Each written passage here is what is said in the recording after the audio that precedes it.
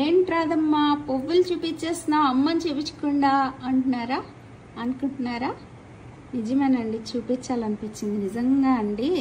ఈ పూలు చేసినందుకు చేసిన వాళ్ళకి చేయించిన వాళ్ళకి అనొచ్చు, చేసిన వాళ్ళ గురించే చెప్పాలండి. అమ్మ చేయించుకున్నారు అనుకోవచ్చు, మనం ఎంత ఖర్చు పెట్టినా కూడా అమ్మ అనుకుంటే కానీ మనం వైభవం తీసుకురాలేమేమో అండి. నిజంగానండి.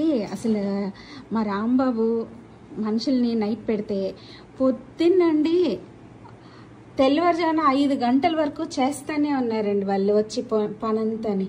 వాళ్ళు నిన్న పొద్దున్న మొదలు పెట్టుంటారు. ఎంతమంది కలిపి అసలు ఈ పూలు గుచ్చారో, పువ్వులన్నీ మోసుకుని జాగ్రత్తగా కడిగి నుంచి తీసుకొచ్చి ఈ సైడ్ అంతా ముందు సరస్వతీదేవి అవతారంలో పువ్వులన్నీ జరిగిపోయినాయి అని చెప్పాను.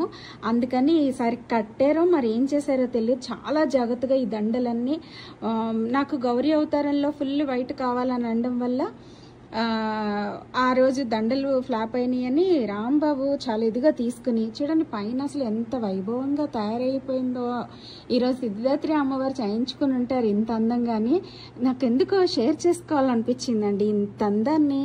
అసలు మనం అమ్మని చూడ్డం మొక్కెత్తండి. ఈ రోజు అయితే ఈ పువ్వులు ఎటువైపు నుంచి చూడాలో కూడా అర్థం కాలేదు. అమ్మ బ్యాక్ సైడ్ మొత్తం అంతా ఇంత అందంగా చేస్తారండి.